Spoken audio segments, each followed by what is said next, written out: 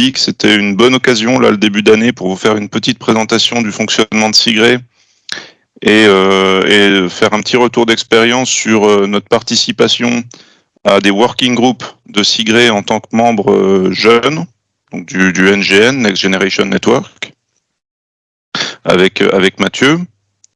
Donc on a divisé notre présentation en 2 parties. Je vais prendre la première partie jusqu'à mon retour d'expérience, puis ensuite Mathieu va continuer. Je vais d'abord un petit peu vous présenter l'organigramme de SIGRE, la façon dont SIGRE fonctionne. Même si c'est pas toujours facile à comprendre, on a essayé de simplifier un petit peu la structure et de vous montrer un peu le fonctionnement général. Ensuite, on va parler des working groups de SIGRE. Qu'est-ce qu'un working group? Qu'est-ce que ça peut apporter de participer à un working group pour vous et pour le working group? Et puis ensuite, on va discuter un petit peu de l'organisation, enfin de la Paris Session 2024, donc l'événement qui a lieu tous les 2 ans en présentiel à Paris, au Palais des Congrès de SIGRE. Et puis un petit peu revenir sur ce qu'on fait au NGN France.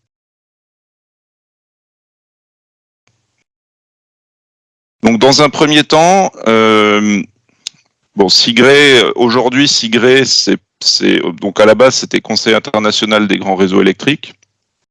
Aujourd'hui on parle de SIGRE, c'est devenu un petit peu une marque, il n'y a plus vraiment d'anagramme, mais à l'origine c'était ça, c'est une communauté d'experts. Ouais, c'est bon. C'est une communauté d'experts pour le développement et le partage d'expertise sur les systèmes énergétiques, et vraiment de façon très globale, c'est-à-dire sur tous les systèmes énergétiques. C'est au centre d'une relation entre entreprises, laboratoires et un petit peu les écoles aussi, et les comités normatifs.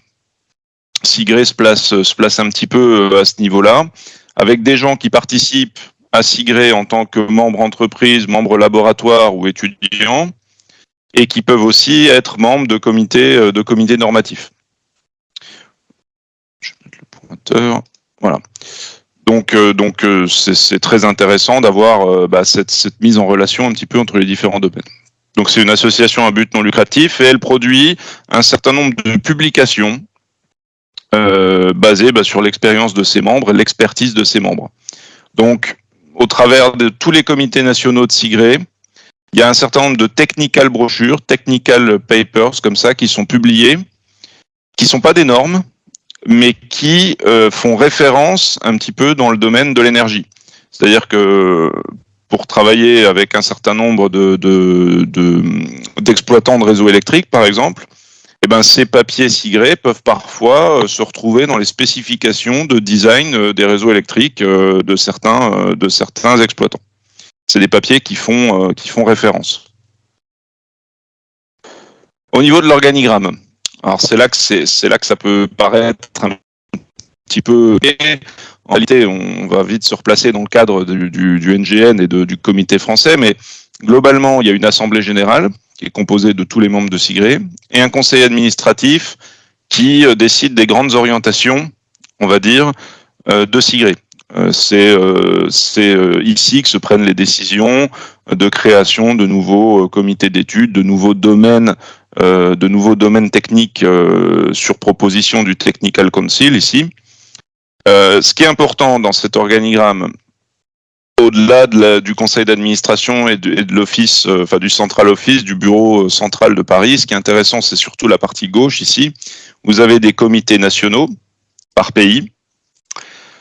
Vous avez un conseil technique qui choisit, qui propose les sujets techniques de SIGRE, les grands sujets techniques de SIGRE. Vous avez ce qu'on appelle des study committees, on va revenir dessus après. Et à l'intérieur des study committees, sous les study committees, vous avez des working groups A, B, C, D. On va revenir sur les catégories juste après. Et en fait, cette organisation, elle s'implémente aussi dans les comités nationaux où vous avez des groupes miroirs qui reprennent les informations et les avancements des différents sujets dans les study committees et qui vous font des rapports, des réunions par exemple mensuel, bimensuel, pour le study committee. Moi, je suis dans un groupe miroir. Voilà, on fait des réunions tous les 2 ou 3 mois pour un petit peu, voilà, chaque membre donne un petit peu son avancement dans son groupe de travail. Et c'est comme ça un petit peu qu'on partage les informations au niveau national.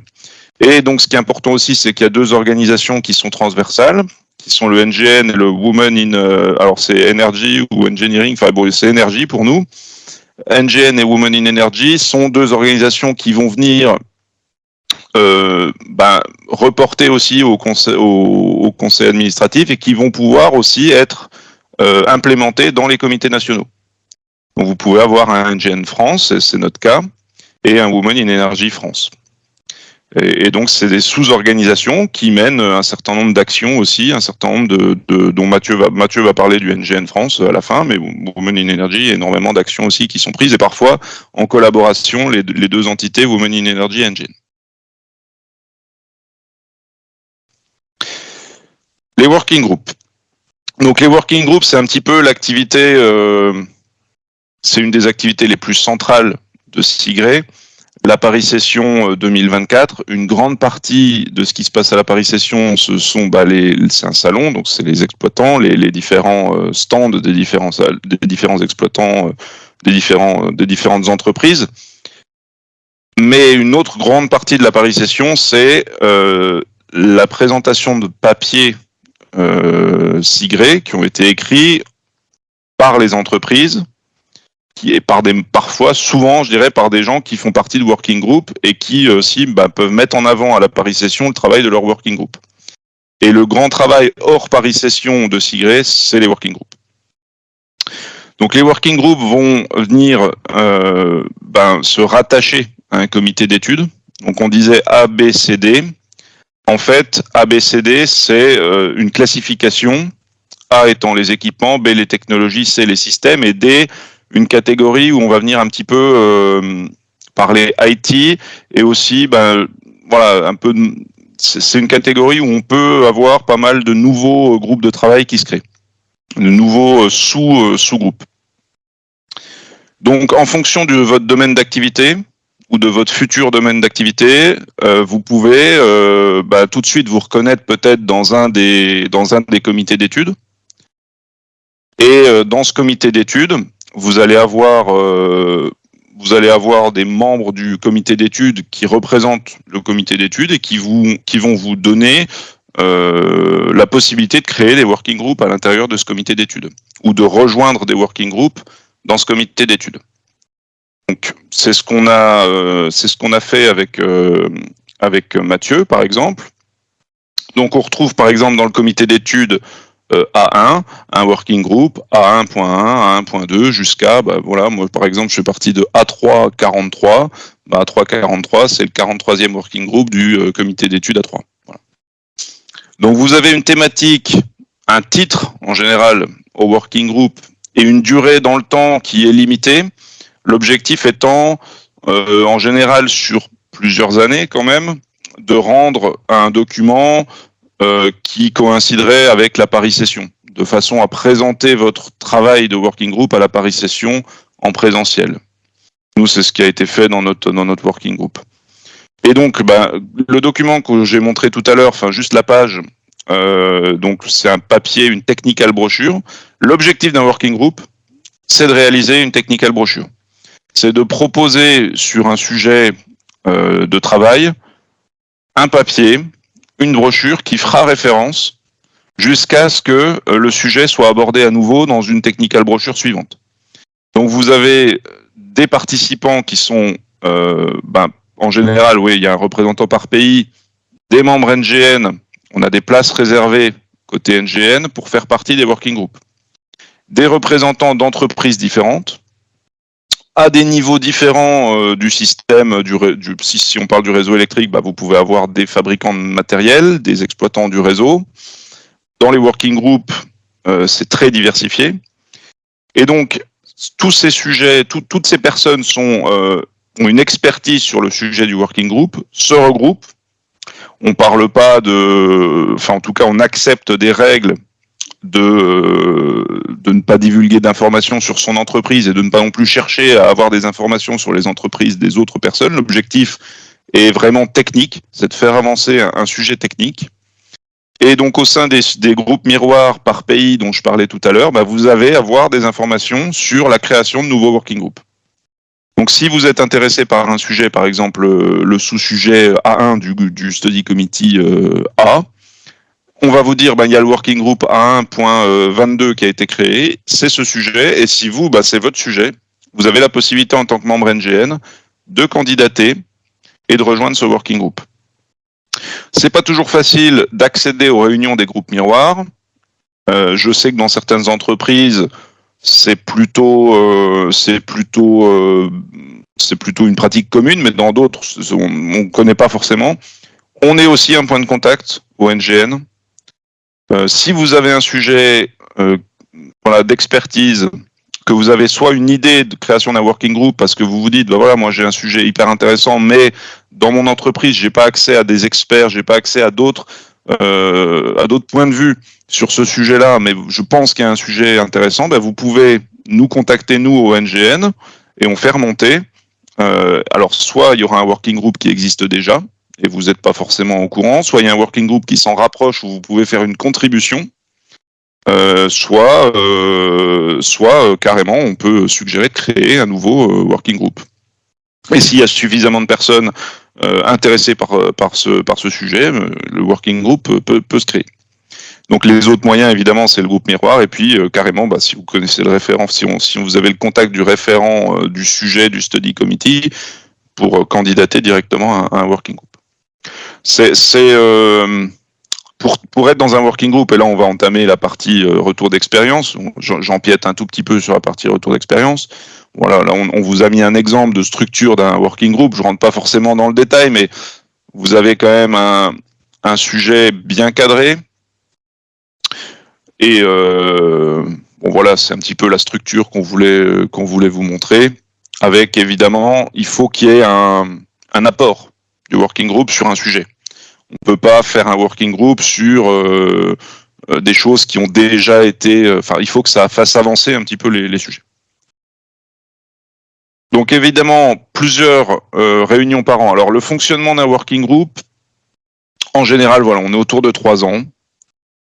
Idéalement, les membres du working group se réunissent en faisant tourner les personnes qui accueillent les meetings. Des réunions en présentiel, sauf si c'est pas possible, ça peut arriver. Des réunions en présentiel qui permettent à chacun d'apporter du nouveau contenu au working group et de discuter autour de l'intégration de nouveaux contenus. Donc un working group s'organise en chapitres, en sous-chapitres, et vous avez des chapter leaders, on appelle ça, donc ces personnes sont responsables de chapitres, c'est pas des postes hiérarchiques, c'est simplement les personnes qui vont collecter les contributions, peut-être faire des petites réunions dans l'année avec les gens qui font partie de ce chapitre. Par exemple, moi, dans mon working group, il y a un chapitre qui est vraiment sur mon sujet, et les autres chapitres, c'est plutôt des choses, on va dire connexes. Donc je vais pas travailler sur les autres chapitres ou juste des petits apports. Par contre, sur le chapitre dont je m'occupe dans le working group, là pour le coup, c'est vraiment sur mon sujet. Donc moi je fais des petites réunions dans l'année avec les gens qui contribuent au chapitre, et puis en réunion présentielle, on présente ce qu'on a fait. Et on a aussi donc plutôt à la fin, pas forcément quand le papier est terminé, mais on a aussi un jalon, on va dire, qu'on appelle le tutoriel, qui explique le travail du working group sous forme d'un webinar en général. Un webinar, on présente la technical brochure, un webinar, et puis à la Paris Session, en présentiel, on fait le tutoriel qu'on a fait en webinar. Là, par exemple, nous, on va faire un webinar en mars, et on le représentera à la Paris Session. Donc, bien sûr, les membres NGN ont des places dans les working groups. C'est ce que j'allais dire tout à l'heure en disant que j'empiéterais sur la partie retour d'expérience, c'est qu'en fait, pour être dedans, pour être dans un working group, toute contribution est bonne à prendre. Si aujourd'hui, notre responsable du working group avait quelqu'un qui voit le sujet, qui voit le sujet du working group A343. Donc on parle de gestion de la vie des disjoncteurs haute tension qui sont surveillés par des systèmes de monitoring. Comment, à partir des données d'un système de monitoring de disjoncteurs haute tension, on optimise la gestion de nos parcs de disjoncteurs. Si on avait quelqu'un, par exemple dans cette réunion, qui était très intéressé par ce sujet, qui avait des choses à apporter, qui me contactait, par exemple, parce que vous avez mon contact là dans la réunion, et qui disait, mais moi j'aimerais bien écrire un petit bout de quelque chose, même si on est très proche de la sortie de la brochure, il y a 100% de chances que ce soit accepté.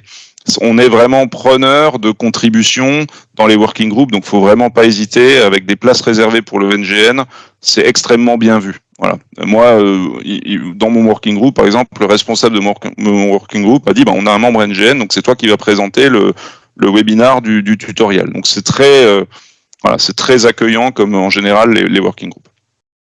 Donc retour d'expérience, sur la partie technique, donc moi je suis responsable de système de monitoring sur les disjoncteurs haute tension à General Electric. Donc le sujet du working group est vraiment en ligne avec ce que je fais presque tous les jours. Donc on est dans le comité A3, Transmission and Distribution Equipment. On a dans le working group 22 membres actifs. Et c'est ce que je disais tout à l'heure, c'est très varié. On a des fabricants d'équipements haute tension, moi j'en fais partie, mais il y a 2 concurrents dans le working group, des gros concurrents. On a les fabricants de systèmes de monitoring qui fabriquent juste les systèmes de monitoring pour les disjoncteurs, donc qui sont aussi des concurrents pour moi. On a des exploitants de réseau électrique, des gros exploitants irlandais, turcs, canadiens. On a quelques chercheurs, on a des professeurs d'université aussi. Et c'est plus varié que ça, mais ça c'est vraiment les membres les plus actifs. Moi, dans mon working group, je travaille sur un chapitre qui en fait est un chapitre de présentation d'un algorithme de calcul du health index, de l'indice de santé, on va dire, de disjoncteurs haute tension à partir des données collectées par les systèmes de monitoring haute tension. On se rend compte que beaucoup de personnes aimeraient pouvoir calculer ce genre de health index, mais qu'il existe énormément de méthodologies différentes. Et dans le working group, notre rapport, c'est, en se basant sur du travail qui a été fait dans un autre working group, d'appliquer ça aux disjoncteurs haute tension et d'essayer de proposer une sorte de cadre pour que tout le monde fasse un petit peu la même chose et qu'on puisse discuter entre exploitants. Par exemple, on a notre exploitant irlandais qui fait totalement différemment de notre exploitant canadien et c'est très compliqué de mettre leurs données en commun. Donc l'objectif du working group, c'est ça. Donc voilà, moi je m'occupe d'un des chapitres, de ce chapitre-là. Et comme je vous disais, les membres NGN sont extrêmement bienvenus. Comment ça s'est passé pour moi ? Alors, j'ai pas identifié le working group vraiment de façon. Je suis pas allé moi me documenter sur les working groups qui existent. C'est passé par mon chef. Ça arrive à beaucoup de monde aussi, qui lui, pour le coup, était. Moi, j'étais pas encore vraiment à 100% impliqué dans Sigré, mais mon chef, oui. Il a reçu, il était dans le comité miroir dont je parlais tout à l'heure. Le comité miroir a dit, voilà, il y a un nouveau working group, ou en tout cas, il y a un working group qui cherche des membres, qui se relance un peu. Est-ce que si vous avez des gens intéressés, n'hésitez pas. Puis moi, mon chef m'a dit, est-ce que ça te tenterait ? J'ai dit oui, et c'est comme ça que ça s'est fait. Donc maintenant, je fais partie du study committee. Donc maintenant, c'est à mon tour. Si j'ai des working groups qui sont créés et des gens que je verrai bien, ou en tout cas qui pourraient être intéressés, maintenant c'est à mon tour de relayer l'information. Et ça peut être comme ça. Comment ça s'est passé pour moi ? Donc première réunion, j'ai pas du tout parlé. Les premières réunions en présentiel, j'ai quasiment pas parlé. Je me suis présenté, j'ai écouté beaucoup, on va dire en tout cas beaucoup sur la première réunion. Je suis arrivé dans un working group qui était déjà créé. Ça peut arriver que vous soyez amené, je crois que Mathieu, c'était ton cas, à travailler dans un working group qui vient de se créer, où tu fais la première réunion et les gens se rencontrent. Moi, les gens se connaissaient déjà, donc c'était pas évident d'arriver au milieu de gens qui se disaient comment ça va depuis la dernière fois. Bon, mais au fil des réunions, en fait, ce qui est très intéressant, c'est que vous voyez les gens dans le contexte de travail et vous les voyez aussi en dehors du contexte de travail parce que vous mangez avec eux le midi, vous mangez avec eux le soir et les réunions sont en présentiel en général dans les entreprises des gens et ça tourne un petit peu. Donc, à force de côtoyer les gens, je dirais de façon formelle et puis aussi un peu plus informelle, voilà, j'ai pris un peu plus de responsabilité petit à petit. J'ai osé parler, donner des avis, et puis ça s'est extrêmement bien passé. Et maintenant, c'est des relations de travail qui sont vraiment excellentes, quoi. Enfin, c'est vraiment des gens avec qui j'adore travailler, quoi. Donc, faut pas hésiter, je pense. En fait, ce qui est vraiment recherché, c'est des gens qui sont très volontaires. C'est des gens qui se disent, ok, moi je veux bien.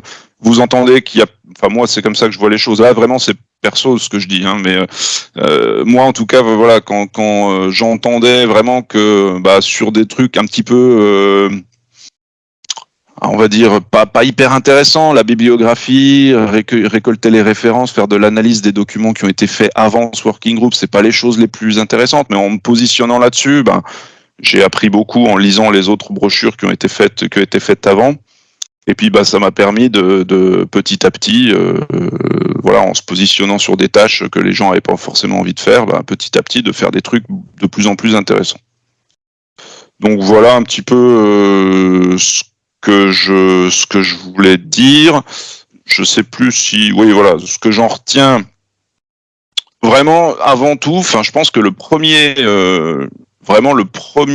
au-delà de l'aspect technique, de l'aspect contribution, de pouvoir faire des présentations à gré, discuter avec des clients, des concurrents autour d'un même objectif et vraiment avoir cette sensation de faire avancer les choses, c'est les gens. Vraiment les gens, enfin moi, il y a vraiment c'est vraiment des relations de travail excellentes et des gens qui m'ont apporté aussi en connaissance. Enfin, quand vous discutez avec des experts sur votre sujet, nous, enfin là, on parle en plus on est vraiment entre membres NGN, donc on n'a pas une expérience de travail énorme, et on côtoie des gens qui ont 30 ans, 40 ans dans notre domaine de travail, en fait. Et c'est vraiment excellent.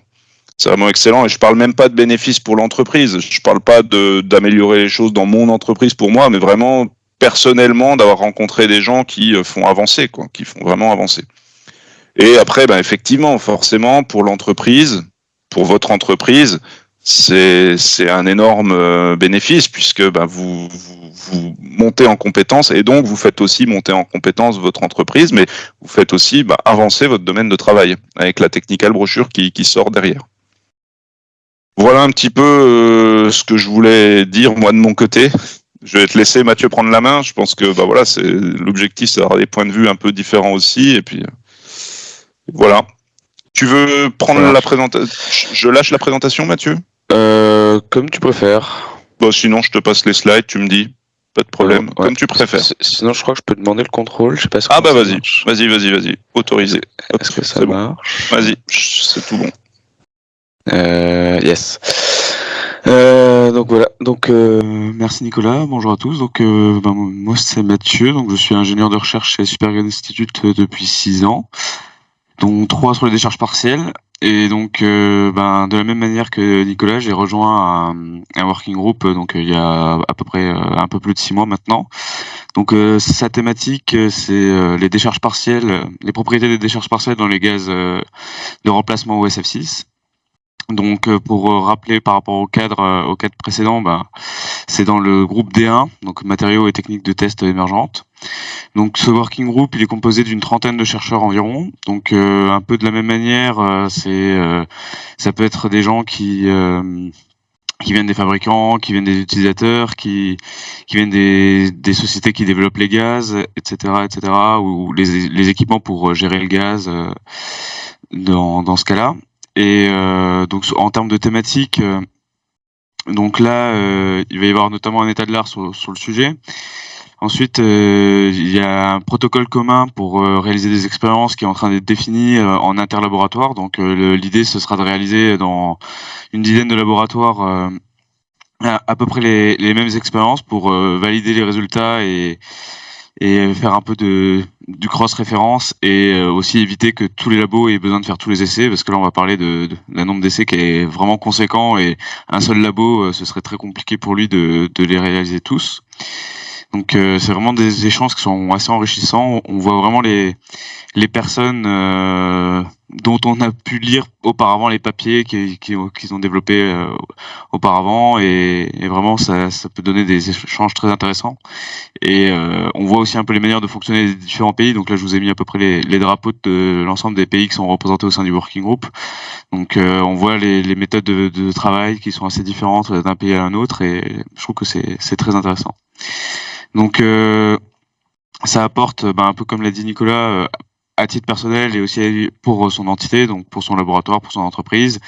Ça permet d'avoir assez rapidement un peu une documentation de référence, de se rendre compte de l'état de l'art de son domaine, vraiment de manière beaucoup plus large que si on le faisait juste en interne, de bénéficier de la force de frappe un petit peu de l'ensemble du groupe. Et voilà, et également ça permet d'échanger de manière technique avec des chercheurs qui ont les mêmes problématiques et qui peuvent parfois utiliser des méthodes très différentes. Alors, je sais pas si j'arrive à passer cela. Si. Voilà. Donc ça c'est pour les working groups. Donc on vous proposera un petit temps d'échange à la fin. Si vous avez des questions, évidemment, n'hésitez pas. Maintenant, je vais rentrer un peu plus en détail sur la Paris Session. Donc c'est un peu le gros événement qui est organisé par le CIGRE. Donc elle est organisée tous les 2 ans, à chaque fois à Paris, comme son nom l'indique. Et en alterné, il y a des symposiums en général dans d'autres pays et sur des thématiques des fois un peu spécifiques, mais c'est des conférences un peu plus petites, mais qui sont quand même relativement importantes. Donc je pense que certains connaissent déjà les process, mais ils sont assez compliqués, donc je vais rentrer un peu plus dans le détail. Donc sur la partie, on va dire, technique de la conférence, c'est notamment des papiers, un peu comme toute conférence technique, mais le process est un peu différent. Donc les papiers sont déposés relativement tôt. Donc là, je pense que c'était l'été dernier, quelque chose comme ça, pour rendre les abstracts au moins. Et là, les papiers complets, c'est en ce moment. Donc ces papiers ensuite seront présentés sous forme de posters lors de la session et seront publiés dans le journal de la conférence. Mais en amont, c'est ça qui change notamment par rapport à d'autres conférences, c'est qu'il y a des rapports spéciaux qui sont rédigés par des relecteurs des papiers, qui essayent de faire un peu l'agglomérat de tout ce qui a été dit dans l'ensemble des papiers, et pour ressortir un peu les grosses thématiques et les grosses questions du domaine qui apparaissent un peu dans l'ensemble des papiers. Et donc ces rapports spéciaux sont diffusés un peu plus tard, là, donc ça va être dans les mois à venir. Et suite à ces rapports spéciaux, il y a une nouvelle étape qui est proposée à l'ensemble de la communauté, c'est de faire des contributions en réponse aux questions qui auront été définies dans les rapports spéciaux. Donc ça, c'est pas vraiment des papiers, c'est des contributions qui sont plus petites. C'est quelques pages, alors que les papiers c'est plutôt une dizaine de pages. Et pendant la conférence, c'est ces contributions qui seront présentées à l'oral dans des groupes discussion meetings, donc qui seront des assez grosses conférences où dans un amphithéâtre, il y a une personne qui va, vous allez passer, si votre contribution est acceptée, vous avez il me semble que c'est 5 minutes de présentation et 5 minutes de questions sur la contribution que vous aurez fait à la question du rapport spécial. Donc ça, c'est un peu le côté différent de pas mal d'autres conférences. À côté de ça, il y a également des stands d'exposition, donc comme le disait Nicolas, où un peu toutes les entreprises du domaine, de toute la chaîne de valeur des réseaux électriques, en passant des labos d'études aux utilisateurs finaux, donc les TSO notamment, et donc ils viennent un peu présenter leurs activités, montrer leurs nouveaux produits, et ça permet vraiment de créer des liens avec des gens qu'on n'aurait pas forcément eu l'occasion de croiser. Également, il y a les tutoriels, donc qui sont les émanescences des working groups quand ils sont déjà relativement bien avancés, et donc qui présentent un peu leurs activités, quelles sont les thématiques, les avancées sur leurs thématiques. Il y a quelques tables rondes également sur des sujets un peu transverses qui peuvent toucher plusieurs sujets différents sur des thématiques assez larges, par exemple la transition énergétique, ce genre de choses. Il y a des intervenants qui peuvent faire des tables rondes par moment. Il y a également des workshops qui sont proposés par certains working groups. Donc ça, c'est un peu les principales activités de la Paris Session. Donc là maintenant, je vais rentrer un peu plus dans le détail, donc dans le NGN. quelles sont ces activités, pourquoi elles existent. Donc un des buts du NGN, c'est de promouvoir les réseaux électriques et la diversité des métiers, donc auprès des étudiants. Donc les étudiants, c'est notre première cible à nous. Notre but, c'est de faire connaître le domaine, de faire connaître nos activités et les besoins finalement qu'on a en recrutement, etc. Donc ça leur permet également une de nos activités, mais on en parlera plus tard, c'est de présenter un peu nos métiers. Ensuite, c'est également de créer un réseau de jeunes au sein de Sigré. Donc, c'est un peu également ce qu'on fait aujourd'hui. Donc, pour certains d'entre vous, vous êtes déjà membres. Pour d'autres, c'est pas forcément le cas. Mais un de nos objectifs, c'est de faciliter l'intégration des jeunes ingénieurs, notamment au sein du Sigré. Et pour ce faire, d'organiser des visites d'entreprise, des conférences techniques. Il nous est arrivé, par exemple, d'organiser des conférences avec sur la thématique d'un thésard. À la fin de sa thèse, il a présenté sa thèse un peu à la communauté Sigré, ce qui a pu donner de la visibilité en plus à ses travaux, par exemple. Ensuite, c'est également ça j'en ai déjà parlé, proposer des événements pour les jeunes actifs. Et également donc être en lien avec les NGN internationaux, donc comme l'a dit Nicolas, donc nous on fait partie du NGN France. Il y a aussi une entité un peu au-dessus entre guillemets qui est le NGN international. Et en fait, c'est un regroupement de représentants des différents NGN, ce qui peut créer des synergies entre les différents pays. Donc, il nous arrive ponctuellement, vous avez peut-être déjà participé, mais à des conférences bilatérales avec enfin pas des conférences, des webinaires pardon, sur une thématique où on va essayer de trouver un expert de chaque pays sur une thématique qui touche potentiellement les deux pays, et pour qu'ils échangent un petit peu sur leur thématique technique et qu'ils présentent leurs travaux avec un temps d'échange à la fin pour l'ensemble de la communauté des deux pays. Voilà. Donc qu'est-ce qu'un membre NGN? En fait, il y a des règles qui ont été définies par la Sigré qui est est considéré comme un membre NGN, un membre de la Sigré de moins de 35 ans et les étudiants, donc les membres étudiants. Donc pour info, si vous êtes étudiant, notamment une des choses qui est très intéressante, c'est que l'adhésion est gratuite typiquement. Et ça peut vraiment être intéressant, ça permet d'accéder à un peu toute la biblio de la Sigré. Et là, c'est comment on considère membre NGN. Et ensuite, au sein de ces membres, il y a donc le bureau central dans lequel Nicolas et moi faisons partie. Donc son rôle au bureau central, c'est d'animer un peu la communauté et d'organiser des événements. Donc là, j'ai montré un certain nombre des entreprises qui sont représentées au sein du bureau central.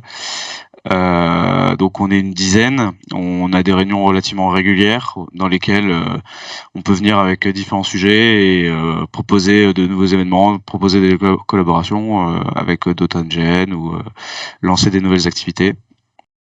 Voilà. Donc voilà. Donc là j'ai essayé de lister un peu des exemples des activités qu'on peut organiser.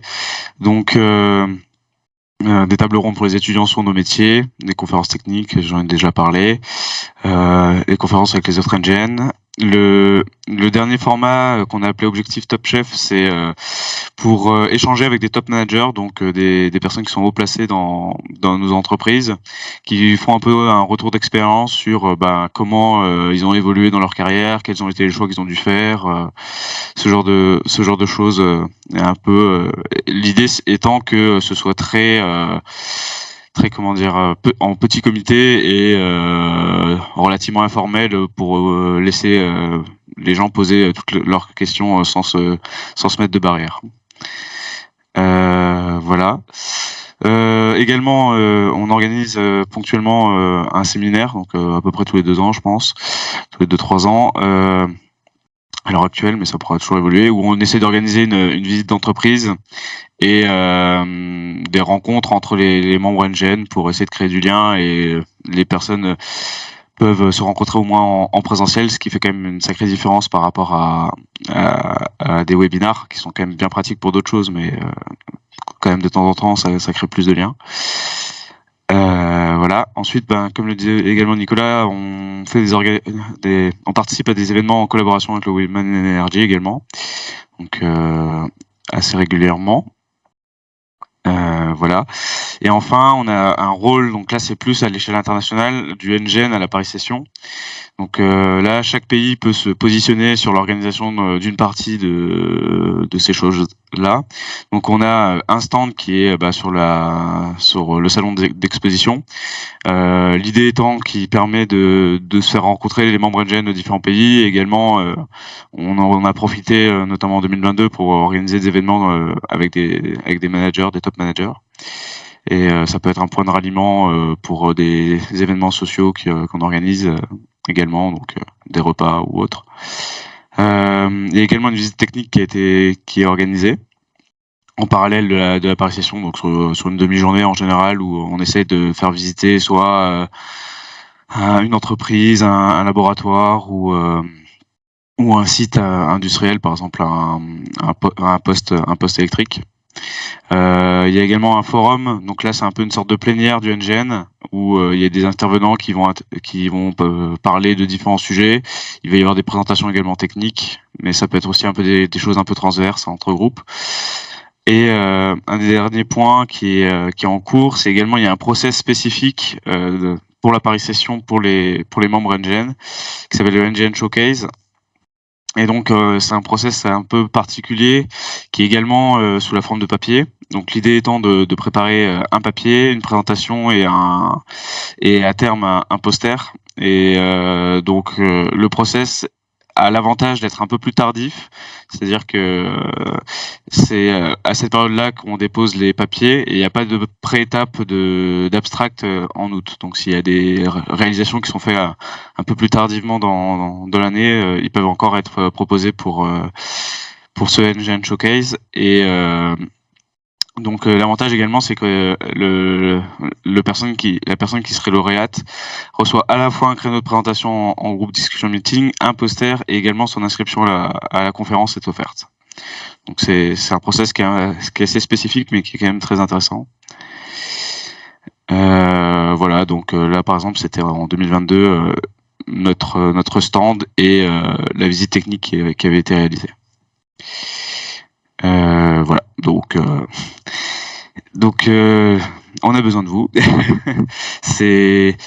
Et je pense que c'est quelque chose qui est assez intéressant pour tout le monde. Donc vous pouvez participer aux événements du NGN, mais également un peu aux différentes activités de la CIRE. Vous pouvez présenter des sujets techniques, donc être un peu plus actif dans la réalisation.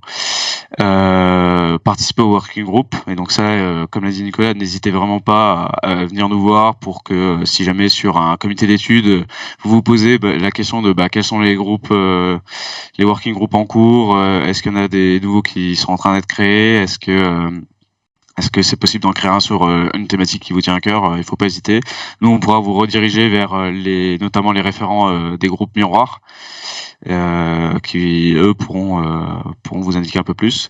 Vous pouvez participer également au NGN Showcase et éventuellement vous pouvez également rejoindre le bureau de NGN. Et je pense que nous avons fait le tour. Donc n'hésitez pas, si vous avez des questions sur une thématique ou sur une autre, on sera heureux d'y répondre.